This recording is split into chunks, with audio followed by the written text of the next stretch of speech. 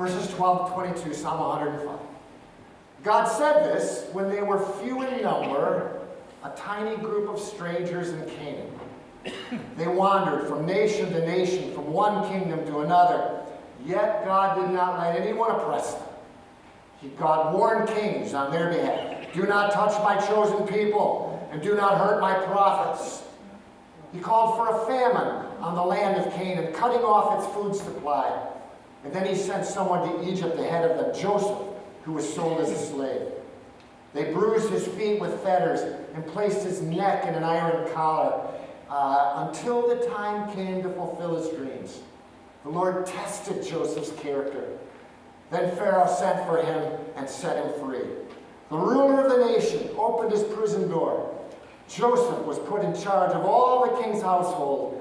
He became ruler over all the king's possessions. He could instruct the king's aides as he pleased and teach the king's advisors. This is the word of the Lord. Thanks be to God. So this section of our Lenten psalm relates to loss. And we all know, as Jamie said so well, this year has been a year of loss. Not only the pandemic, but now on top of that, we've added my transition by September after 22 years, and that may even add a little more. I've been meeting with all the groups of the church, and here's the loss that I've been expressing, that I'll really miss you. And the fun of preaching to you, whether you would use that same adjective on your side of listening to the sermons as I do from preaching them, it's been a great ride. One of the most wonderful things has been just finding a mission goal and getting a group together to work on that and move forward on that. And we've done that time and time again. It's been a great ride. And as I've been going around to all the groups, what I've been hearing from you is glad for you, Todd, that you can have more freedom in your life and travel more, whatever, and sad for us. And I think about this in terms of Lent. Lent is a season of loss because it ends in the cross, right? But when Psalm 105 was written, it was written to remember the events leading up to the Promised Land. And at that time, Israel was feeling loss. You see, a lot of the Bible was oral history before it was written history. And we think that probably was true with Psalm 105. Scholars believe that probably Psalm 105 finally was put pen to parchment after the children of Israel came back from exile, few in number, struggling, to houses that were a pile of rocks, a temple that was a pile of ash, and fields that were piled with weeds. And they looked and said, how can we do this again? And the psalmist wrote this song, or the song they had sung was written, and they remembered how God had done it in the past. And grateful for what God had done in the past, it gave them hope for their difficult present and for their future. So this tells us how God transforms loss, this section. And remember again, we talked about this last week when we started the series, remember the purpose of memory psalms. It wasn't like secular history where we say, those who fail to remember their history are doomed to repeat it. Yeah, there was some of that. But mainly the focus in the Bible of memory was to say, those who forget what God did for them in the past will lose hope for their present or their future. Or put it positively, by remembering what God has done, by being grateful for what God has done in the past, we gain hope for our present and for our future. Holy memory moves loss to hope. So specifically now in this section, two things we see. A movement from few to many, and from feast to famine. Let's talk about both. First, few to many, and how that parallels our 2 decades together. Abraham. We're thinking of few to many. We're thinking of Abraham's tiny nomadic family that's wandering, following their sheep from place to place. Again, nomads. And the verses 12 and 13 said this. God said this being the promise of a new land, a promised land. God said this when they were few in number, a tiny group of strangers in Canaan, and they wandered as nomads from nation to nation. They were nothing, and God made them into a great nation. And they grew to conquer the promised land. That's what the Spirit is reminding them of. And after the exile, when the few came back and saw their former nation just destroyed, they were struggling. The many had turned back to few. Could God grow them and make them into a nation again? They wondered. So our parallel in our 22 years of few to many might be, in my mind anyway, our history with church planting.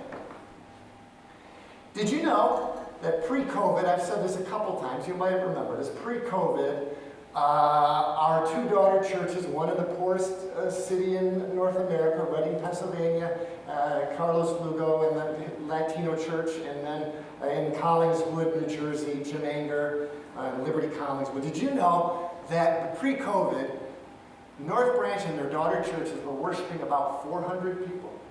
More in our daughter churches than in this congregation? And if we're just average, in terms of what average church plants do, about 100 of those were new Christians. Think about that. I would say that church planting has been our greatest mission and our least appreciated mission. The latter, mainly my fault, but let's talk about it. First, our greatest mission. Why would I say that? Because there are 100 new Christians worshiping, right? And new Christians mean that mission is multiplied. There are more hands to feed the hungry and clothe the naked, and what our daughter church, Liberty Collingswood, is doing right now in their Lenten series, a series on anti-racism. We'll do something similar later in June around the Juneteenth historic events. So it's a mission multiplier. So in that sense, it's greatest. Unappreciated. One of my biggest regrets of my 2 decades were that I didn't bring more people around that to participate in. We did at first, and then we had some failures, and then I kind of resurrected it by myself and bottlenecked it, I think. And had we had more eyes, we would have also seen in Liberty Collingswood what is our greatest disappointment in church planting, and that is that they never matured from women as deacons to women as elders and pastors, right? We believe in the full inclusion of women in leadership. They're not there yet, and that's very disappointing. And if you're a female leader, you might feel that more strongly existentially than I do. But I have hope. Their leaders have called me, and they're working on a process, and their lay leaders, some of the lay leaders are struggling with this, and their classes is all, believes in gender justice, so I have hope that will change, but pray for that to rectify.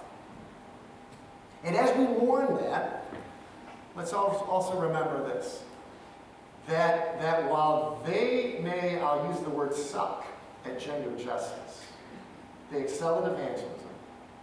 We may excel at gender justice, we suck at evangelism, right? So that, well, in comparison, definitely we suck at evangelism. So that we need to realize that which upsets us in them, we ought to pay attention to how they have a strength that we don't begin to have. And then I want to end with this. If North Branch stops planting churches, North Branch will die sooner. Why is that? It's just like families. Families that stop having kids, the bursters end if there's no more kids in the next generation, right? And if your children and grandchildren are going to be in church, it's much more likely they're going to be in a church plant than they're going to be in an established church, as the research tells us. And lastly, I'll say for you, the benefit is your next pastor, if North Branch is going to be vital in its 200th to its 225th year, your next pastor is going to have to be gifted in evangelism. Because the day and age when people are looking for a church and coming to church is gone. The new day is the church has to go out and look for the people. So your next pastor may very well have planted a church in her past. There's a lot to commend for that, and there's disappointment in that, and I just leave that with you. I think our analogy of few to many is church planting. So God calls them to remember few to many, and then feast to famine, the other part. I'll spend much less time on this because we'll talk about this a little more in the future. But this is the Joseph story. If you remember the Prince of Egypt story, how he was sold in slavery to Egypt and through God's marvelous providence rose to be the vice president, vice regent of just that person next to Pharaoh, to over all of Egypt, in charge of food distribution, so that he took from the 7 years of feast and saved enough grain to last them through the 7 years of famine. The slave ended up saving the entire nation. Why would they remember them? Because remember when they returned from exile, what did they return to? Fields filled with weeds. Could they ever, even if they could reproduce enough to be a nation, could they ever feed a nation again? And God said, sure, I did it in the past. I'll do it for you again in the future. So if, in my opinion, in the last 2 decades, church planting is our most important spiritual mission, then I would say our most important physical mission might be creation care. And why do I say that? Because if your kids and grandkids are going to enjoy playing in the forests of Somerset County, or the parks of Somerset County, or if they're going to enjoy summer vacation at the Jersey Shore, where the sea levels are rising faster than most of the rest of the world, we are going to have to accelerate creation care. And that is a unique ministry and mission of the church because we know the Creator and we love the Creator. And here's what we'll say more of coming forward. Our green teams have been working on this, and in the spring, pay attention. I've mentioned this about a month or so ago. Pay attention to our memorial tree ministry. We want to plant at least 20 trees in the next 5 years. For $500, you and some other families can join together and plant a tree in memory of a loved one. In our case, it might be a pet, but whatever, whoever. And each tree planted will absorb about 50 pounds of carbon on average and produce enough oxygen to fuel a family of 4. Trees are marvelous things that a church committed to Christ need to value. And that will help take creation from famine to feast again. So, Lent is a season for loss. We've been going through loss. It's a pandemic as we look forward to a transition. But when we look back at what God has done, including in church planting and creation care and many other things, like the Israelites, we see our best days are not behind us, but in God, they're always ahead of us. Let's pray.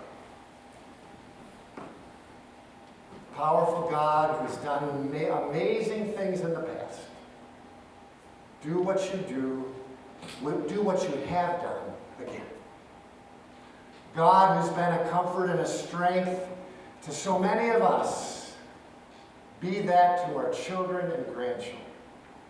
Do it again. Be who you are. Be through us, the hands and feet of Jesus, that we might see you flourish and you grow, your kingdom flourish and grow in the days and weeks ahead. In your name we pray. And all God's people say, Amen.